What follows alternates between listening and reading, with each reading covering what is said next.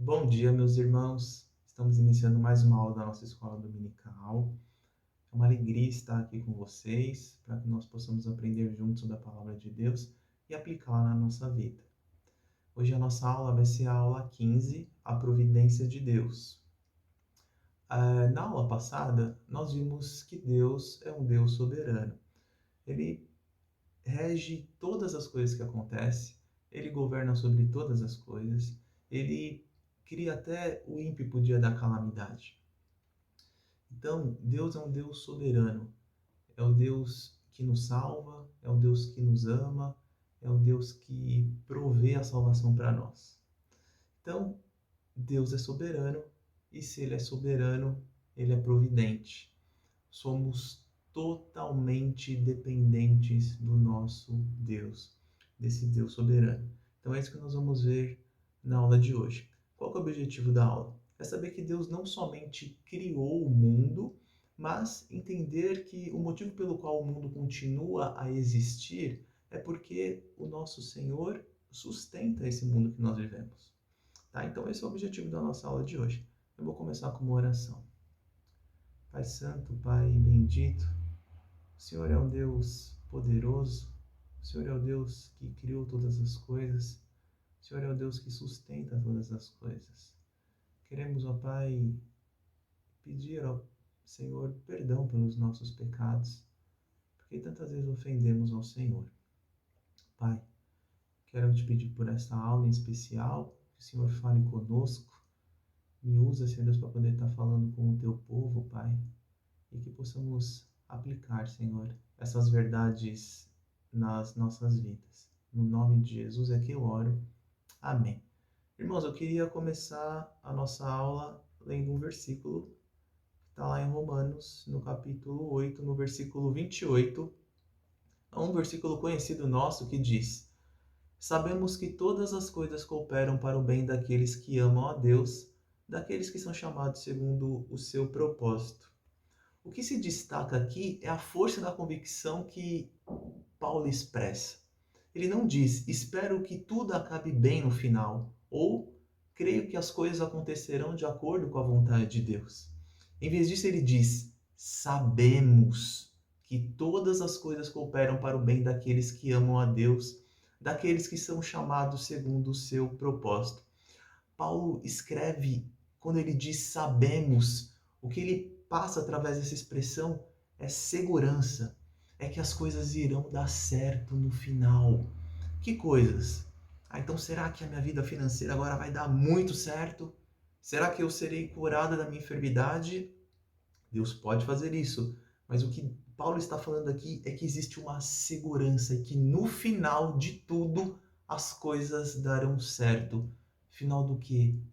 Final do fim do mundo, do final de uma nova criação, onde Deus está redimindo um povo, onde Deus está fazendo uma nova criação, uma criação que vai viver para Ele, que vai andar em obediência a Ele. Então Deus está formando uma nova criação e Ele está falando, sabemos que todas as coisas cooperam para o bem daqueles que amam a Deus. Ele está passando segurança para nós através dessa expressão. Então, o primeiro ponto que eu queria trabalhar com vocês é Deus por nós. Uma das maneiras pelas quais a mentalidade cristã tem sido influenciada pelo mundo é que as pessoas dizem que as coisas acontecem por causas naturais. Então, elas pensam que tudo que acontece no mundo são por causas naturais. E se Deus realmente existe, ele é apenas um espectador que olha para baixo, mas às vezes nos incentiva, mas deixa nós seguirmos a nossa vida. Mas não é esse que nós aprendemos na palavra do Senhor. Esse é o nosso ponto, é que Deus é por nós. Então, quando Paulo diz, lá no versículo 28 do capítulo 8, ele fala, sabemos que todas as coisas cooperam para o bem daqueles que amam a Deus, daqueles que são chamados segundo seu propósito.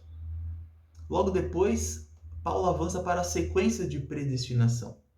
No versículo 29 até o versículo 30 ele diz, Porquanto, aos que de antemão conheceu, também os predestinou para serem conformes à imagem do seu Filho, a fim de que ele seja o primogênito entre muitos irmãos.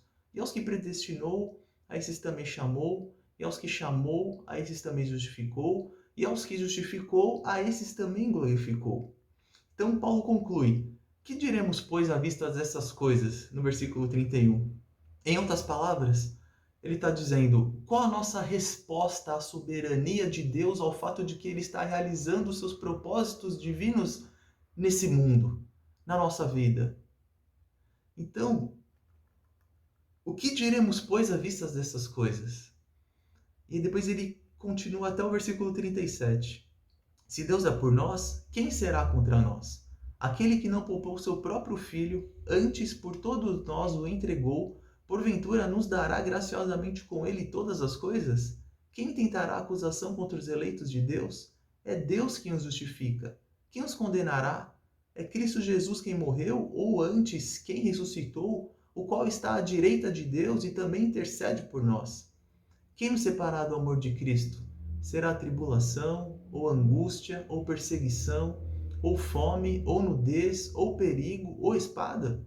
Em todas essas coisas, porém, somos mais que vencedores por meio daquele que nos amou. Olha só quantas coisas Deus faz por nós. Deus provê um substituto para receber toda a ira dele no nosso lugar. Quem nos separará da mão de nosso Deus? Deus é por nós. Deus luta por nós. Deus enviou o Senhor Jesus para receber a punição pelos nossos pecados, porque Ele quer nos reconciliar com Ele. Não fomos nós que fizemos isso. Não fomos nós que lutamos. Não fomos nós que falamos: Deus, estamos caminhando para o inferno. Nos ajuda. Ele vem, nos busca e nos resgata. E proveu o Senhor Jesus para viver a nossa vida, para receber a punição no nosso lugar. É Deus por nós. Então, é por isso que a nossa aula está falando sobre a providência de Deus. É o Deus que provê, é um Deus que faz as coisas por nós. Uma das afirmações mais antigas da igreja é que Deus é por nós. Deus é pelo seu povo. Paulo está dizendo que, não importando o que tenhamos de suportar neste mundo como cristãos, nada tem o poder de desfazer o relacionamento que temos com a providência amorosa e soberana. Meus irmãos, nem os nossos pecados podem nos afastar das mãos do nosso Deus.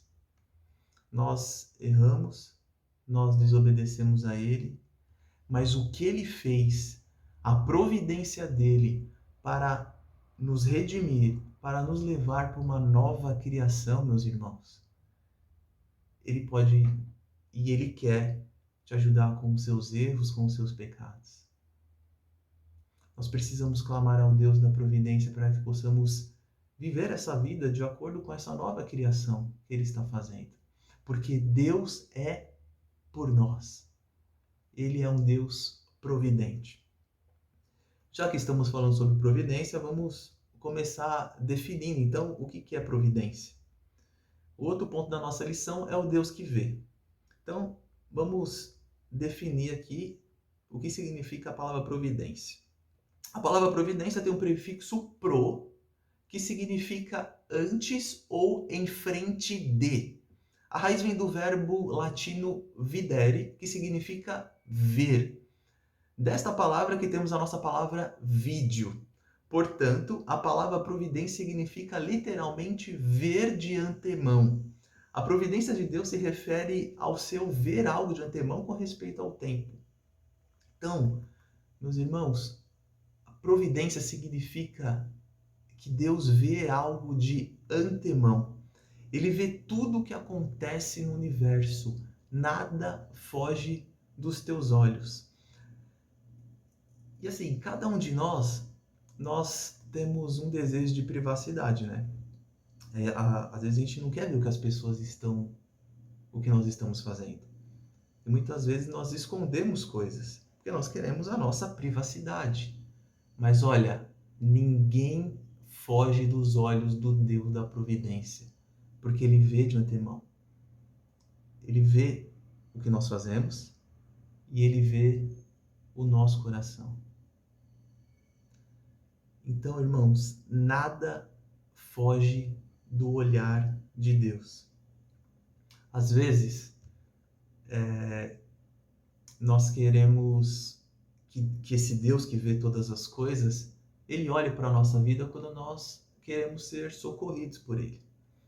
Mas, às vezes, a maior parte do tempo a gente quer privacidade. Às vezes a gente não quer que Deus saiba ou veja aquilo que nós estamos fazendo. Porque nós sabemos que aquilo que nós estamos fazendo não agrada ao Senhor. Aí nós queremos privacidade.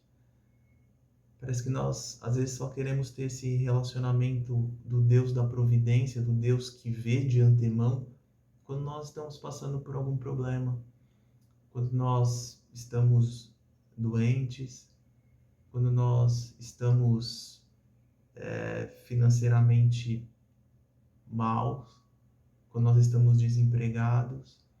Aí nós queremos que o Deus que vê de antemão, que provê todas as coisas, olhe para nós e nos cure e nos dê um novo trabalho e provê algum meio de nos sustentar. Mas quando estamos entristecendo a Ele, quando nós às vezes queremos pecar e ir contra a vontade dele, aí nós queremos privacidade, a gente não quer que Deus nos veja. Adão e Eva experimentaram isso no Jardim do Éden, quando pecaram. Tentaram se esconder do Deus da providência, do Deus que vê de antemão. Então quando Deus diz, onde estás? É claro que Deus sabia onde eles estavam, quando eles estavam se escondendo de Deus. Mas é para mostrar que Deus se entristece com o pecado. Então, onde estás? É para mostrar essa separação que ocorreu ali no Éden. Entre o homem, entre a raça humana e Deus. Então, Deus vê tudo. Deus vê tudo o que acontece. Eu não vou ler o seu versículo, mas está lá em João, no capítulo 8, no versículo 1 a 11. Numa ocasião memorável durante o ministério do nosso Senhor, os escribas e fariseus trouxeram à presença de Jesus uma mulher que foi pega em adultério. Então eles queriam lembrar Jesus da lei de Deus, que exigia que ela fosse apedrejada. Então eles queriam saber qual seria a opinião de Jesus sobre isso. Então quando eles contam esse caso para Jesus, a Bíblia relata que Jesus ele se inclina e ele escreve no chão. Essa é a única vez que a Bíblia diz que Jesus escreve alguma coisa. Então, eles perguntam para Jesus o que ele vai fazer, ele se inclina e começa a escrever no chão. E aí, depois que ele faz isso, ele diz, lá no versículo 7 do capítulo 8, aquele que dentre vós estiver sem pecado, seja o primeiro que atire a pedra. E qual que é o resultado disso? Os escribas e fariseus começam a baixar as pedras e começam a ir embora. Jogam as pedras fora e desistem de apedrejar aquela mulher. Bom, a Bíblia não diz isso, mas estou especulando aqui. Estou falando que Deus vê de antemão. E Jesus, como nós já aprendemos na aula da Trindade, ele também é Deus. Ele compartilha da mesma essência, do mesmo ser. Então, a segunda pessoa da Trindade compartilha do mesmo ser de Deus. Só existe um Deus. Então, ele também vê todas as coisas e ele também vê as coisas de antemão. Então, ele conhecia o coração de cada fariseu, de cada escriba, de cada pessoa que estava ali acusando aquela mulher de adultério e julgando ela por isso. Então, vamos pensar que, como ele vê tudo de antemão, quando eles perguntam o que ele vai fazer e ele começa a escrever, vamos pensar que ele escreveu o pecado deles no chão. A Bíblia não diz isso. Então vamos imaginar que Jesus escreveu a palavra adultério E um homem que estava sendo fiel com a sua esposa leu aquilo, se sentiu incomodado e aí largou a pedra e foi embora. Ou se não, escreveu evasão de imposto. E aquele que não estava pagando imposto a César também jogou a pedra e foi embora. A Bíblia não diz isso, irmãos, como eu acabei de dizer para vocês, mas uma coisa é certa: Jesus vê de antemão. E ele viu o coração daqueles homens que estavam acusando aquela mulher que foi pega em adultério. Então, o único que não tem pecado perdoa, e aqueles que têm pecado condenam. O único que não tinha pecado, que poderia condenar a mulher, ele diz: mulher, onde estão os teus acusadores? Nenhum deles te apedrejou? E aí depois disso, ele levanta e diz: vá e não peque mais. Vá e não peques mais. Então, o único que não tinha pecado, perdoa, age com misericórdia. E os que tinham pecado estavam condenando. Mas eu contei essa história, e assim, eu lembrei vocês desse versículo, por conta de nós pensarmos sobre Deus ver de antemão e como Ele sabe todas as coisas. Em outro versículo, no capítulo 10, no versículo 29, o próprio Jesus diz: não se vendem 2 pardais por um asse? E nenhum deles cairá em terra sem o consentimento de vosso Pai. Então, Deus vê tudo o que acontece, até as mínimas coisas, até com os pássaros. Nenhum pássaro cai se não for pelo olhar do Deus da providência. Então, é bom nós pensarmos que Deus, Ele vê tudo o que acontece. Ele vê tanto o meu pecado e Ele vê tanto a minha necessidade. É reconfortante saber que Deus, Ele olha o meu pecado e Ele me ajuda e diz: vá e não peques mais. Como também Ele está preocupado com as minhas dores, com as minhas angústias, com o meu sofrimento. Porque o Deus da providência, Ele vê de antemão. Outra parte da nossa aula é sobre a preservação e o sustento do Deus da providência. Deus é a fonte da causalidade primária, tá? Então existe uma causa primária e uma causa secundária para as coisas que acontecem. Então, eu vou dar um exemplo aqui para vocês do que então seria uma causa primária e o que seria a causa secundária. Por exemplo, quando nós passamos e nós vemos a grama molhada, a gente fala assim: ah, a grama está molhada. Não só está molhada. Estar molhada é uma causa secundária. Aconteceu uma causa antes, uma causa primária. Qual foi? A chuva caiu e molhou a grama. Mas quem sustenta a causa primária como a secundária é Deus. Nós não olhamos para a grama e dizemos: ah, a grama está molhada. E por que ela está molhada? Ah, porque a chuva molhou. Não. Deus mandou a chuva e a chuva molhou a grama. Mas a ideia das pessoas é que apenas a grama ficou molhada porque a chuva veio. Ou seja, eles pensam apenas na causa secundária sem se preocupar com a causa primária. A causa primária é Deus que manda a chuva. É Deus que sustenta. Nada acontece sem o olhar do Deus que vê todas as coisas. E Deus, ele também, ele é o autor do ser. Nós não existimos por nós mesmos. Estou aqui falando para vocês, estou respirando, vocês estão ouvindo a minha voz, estou articulando com as mãos. Isso é porque eu sou um ser. Mas eu não tenho a capacidade de ser eu por mim mesmo. Tem que haver um ser supremo que me fez como ser. Então, usando esse exemplo da grama, existe uma causa primária, existe um ser primário para a minha existência. Então, se eu existo, é por causa do Deus da causa primária. O meu ser existe porque existe um ser soberano acima de mim, que me fez, que me deu vida, que me deu respiração. É o que Paulo estava falando lá em Atos, no capítulo 17, no versículo 23 até o 28. Ele diz, porque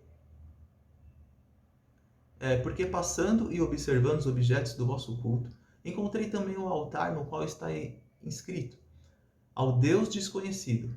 Pois esse que adorais sem conhecer é precisamente aquele que vos anuncio.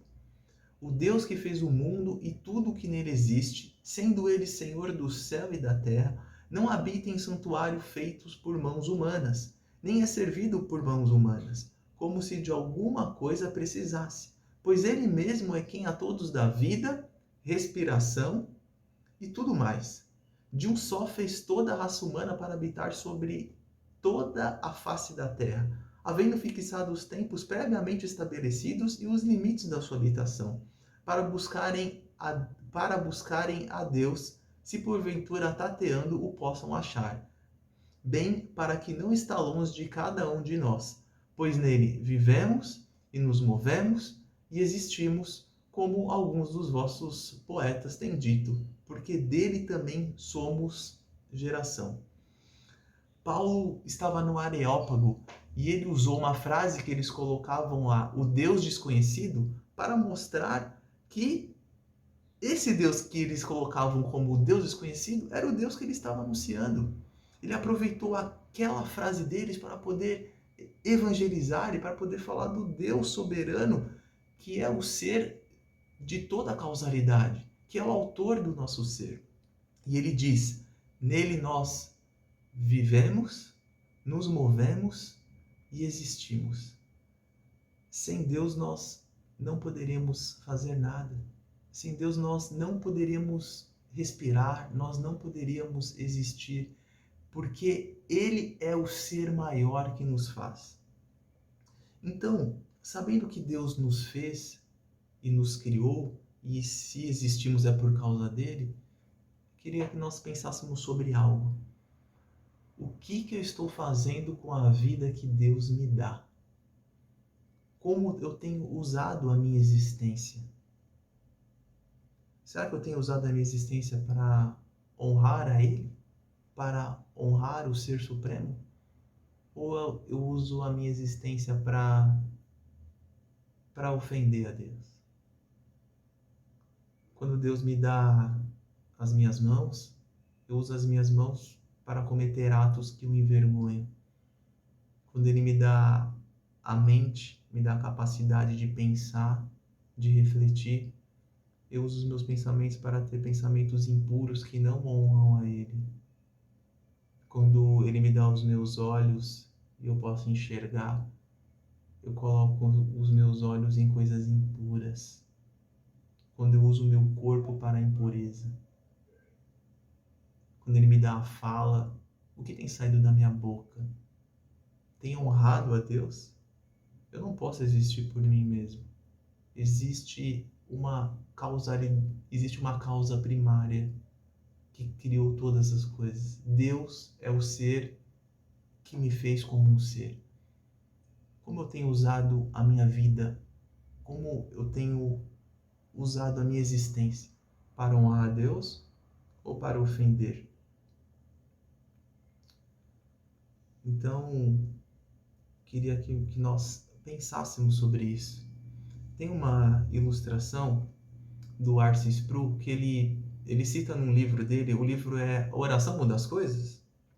É uma pergunta o título desse livro. Ele faz uma ilustração sobre um professor que ele deu nota baixa para os seus alunos porque eles foram mal na prova.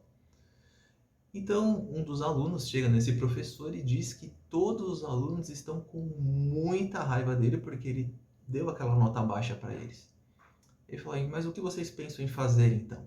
Ele fala: nós queremos te matar. Ele fala: vocês querem me matar? Sim, mas nós não temos um revólver. Mas nós sabemos que você tem. Então você pode emprestar o seu revólver para nós matarmos você? É uma ilustração isso, mas isso é exatamente isso que nós fazemos quando nós desonramos a Deus com a nossa existência. É muita injustiça da nossa parte usar a existência que não vem de nós, que foi nos dada para entristecer a Deus. Ele nos dá a vida e nós usamos para desonrá-lo. Ele me dá o olho para eu poder enxergar e eu uso o olho que ele me dá para desonrá-lo. Ou uso qualquer parte do meu corpo para ofendê-lo. Então, irmãos, nós precisamos saber que Deus é o Deus da existência, que nos dá a existência, que é o Ser Supremo. Que Ele não só nos dá todas as coisas, Ele não só nos sustenta, Ele não só nos dá existência, como Ele sustenta todas as coisas. Lembra que eu falei? Nós só existimos, como Paulo disse, nele nós vivemos, nos movemos e existimos, só por causa dele. Então, algumas pessoas dizem que na cruz Jesus morreu. Mas o que morreu na cruz? Já ouvi pessoas dizendo que a natureza divina de Deus também morreu na cruz. Mas não é possível a natureza divina morrer na cruz. O que morreu na cruz foi a natureza humana de Cristo. Porque se a natureza divina morresse e ele é o ser supremo, tudo acabaria. Porque nós não podemos existir à parte dele. Então Deus não só cria todas as coisas, como nos dá a existência, e nós existimos nele, é nele que nós vivemos e nos movemos, como ele nos sustenta. Então, ele sustenta todo o universo, todas as coisas. Sem ele, nada existiria. Então, Deus não criou o mundo, ele não é um grande relojoeiro que cria, dá corda ao mundo e deixa o mundo ficar.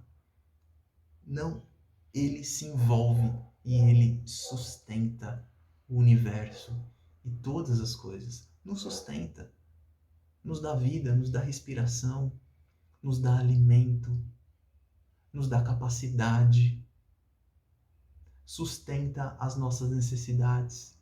É Deus que nos sustenta. Se a natureza divina dele morresse na cruz, tudo se acabaria. Porque ele não é somente o Criador, mas o sustentador de todas as coisas. Outra parte da nossa aula é a providência de Deus através do trabalho. O Senhor nos dá o trabalho através da sua providência. Então, o sustento que nós temos, nós podemos comer, comprar roupa, ter um lugar para poder morar, é através do trabalho que ele nos dá. O trabalho é o meio da providência dele por nós. Então, assim, geralmente as pessoas, assim, o jovem, quando ele vai escolher uma profissão, às vezes influenciado pelos pais ou pelas pessoas mais velhas, eles escolhem a profissão de acordo com a remuneração. Então, às vezes eles escolhem um trabalho para ver, qual que vai pagar mais? Eu vou para esse lado aqui, porque esse aqui paga mais. Mas esse não é o sentido da providência no trabalho. Deus nos dá o trabalho para servirmos uns aos outros, não por causa do dinheiro. O dinheiro é uma consequência. Mas o principal de cada vocação que Deus dá para cada membro da raça humana é para cuidar do seu mundo. É para cuidarmos um dos outros. Quando Deus ele dá a vocação de médico para alguém, é para poder cuidar da saúde do outro. Quando ele dá a capacidade das pessoas serem farmacêuticos, quando ele dá a capacidade das pessoas serem químicos, é para elaborar remédios para cuidar do seu povo, para poder cuidar das doenças que elas têm. Então, o objetivo do trabalho é a providência de Deus. Deus provê o sustento do seu povo, o sustento de todas as coisas, por conta do trabalho. Eu gosto de usar uma história que eu ouvi de um professor meu. Ele diz que a filhinha dele, quando nasceu, a mulher dele, ela não podia mais dar de mamar para ela porque o leite dela havia secado. Então, a menininha não parava de chorar. E ela chorava a noite toda. E ele falava assim, como é angustiante para um pai ver que a sua filha está chorando porque está com fome. E ela não pega o leite secou. Aí ele falou, aí eu descobri um leite, que eu não vou falar a marca aqui, que é um leite em pó especial e ele é caro, então vocês já devem saber. Que é próprio para essas ocasiões, quando a mãe não consegue mais amamentar. E aí a criança consegue tomar aquele leite e se alimentar. E falou que quando ele descobriu aquilo, ele viu que a filhinha dele ela não chorava mais de fome, ele ajoelhou e agradeceu a Deus pelos químicos. Agradeceu a Deus pelo químico que havia feito a fórmula daquele leite e a filha dele estava usando. Então, irmãos, o Deus da providência, ele nos dá o trabalho, e ele nos dá a profissão, e ele nos capacita para poder cuidar do seu jardim, do mundo que ele criou e do mundo que ele sustenta. Então, olha só, vamos pensar nessa ideia do leite. Então, olha, teve o químico que fez o leite, fez a fórmula, passou para o pessoal da produção produziu o leite. O pessoal da produção embalou o leite também, colocou nas caixas e colocou dentro do caminhão. O caminhão pegou esse leite e levou até o mercado. Então, olha, como várias profissões vão colaborando com outras, e tudo isso através da providência. Quando a gente coloca no caminhão, alguém criou o caminhão. Alguém fez o caminhão, foi um engenheiro. O engenheiro fez o caminhão para que pudesse transportar as coisas. Então, tem um caminhão que vai no mercado.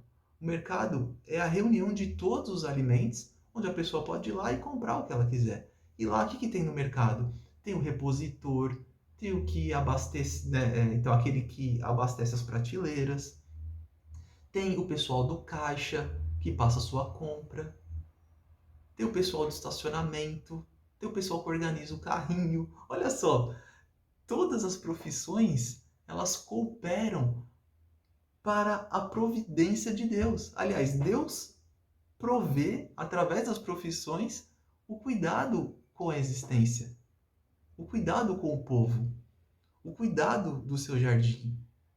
Quando você for almoçar hoje, lembre-se que a comida que você está comendo é porque Deus está cuidando de você.